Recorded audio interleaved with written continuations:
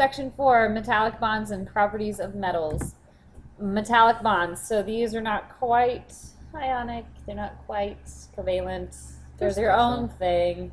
And this is when you just have metals bonded to each other. And most of the time it's going to be the same metal bonded to each other unless you're dealing with alloys, which we'll get to. So metals don't share or lose electrons. Instead, the valence shells actually overlap.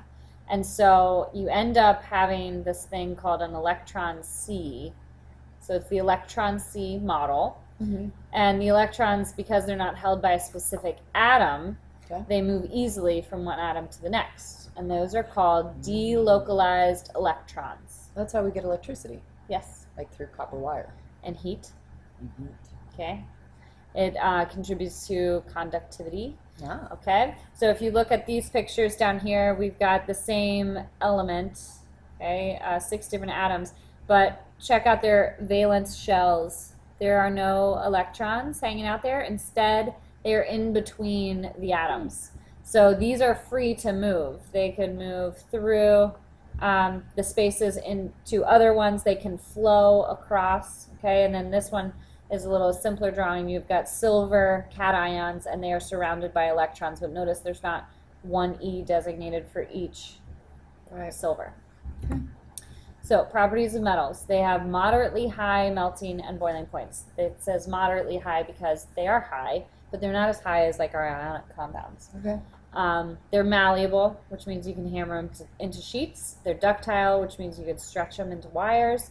They're durable. They conduct heat and electricity due to those delocalized electrons.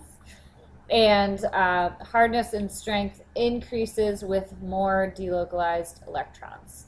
So if you look at the far left of your periodic table, you're going to be dealing with things like sodium, lithium, magnesium. Those are all things that you could, like magnesium, if you have magnesium ribbon, you can break it with your fingers. Sodium is very soft. When we cut it, we use basically a butter knife, okay? And then if you go to the right on the periodic table, you're going to run into things like platinum, which is really hard. I like platinum.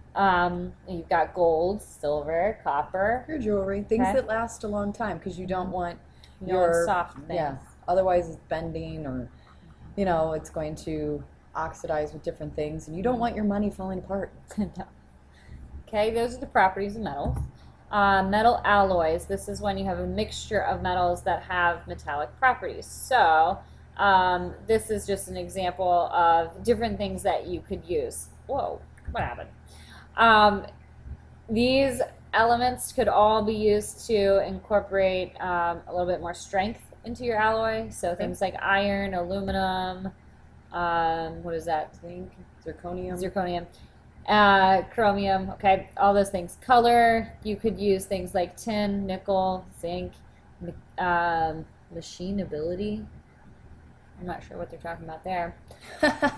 Wear resistance and corrosion resistance, those are really important ones because you, if you're making like pipes or something, you don't want them to corrode very easily. Mm-hmm.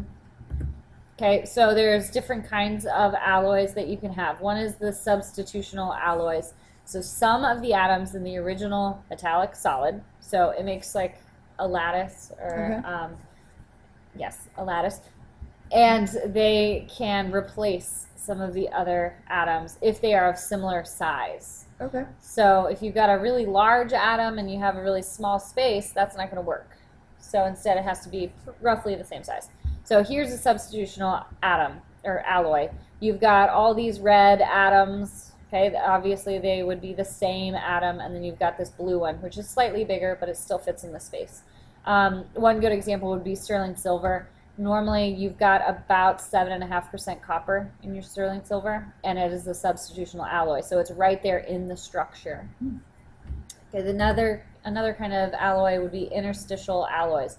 These are formed when small holes, or the interstices, Glad you had to say it. are filled with smaller atoms. So, I don't know where the mouse is. Okay, carbon steel. So these would all be iron atoms, and then carbon would fill in the holes. Okay, and that's going to make it a little bit stronger. So carbon steel makes a lot of the pipes and things that we use. And that is it. So that is all for section 4 and all of chapter 7.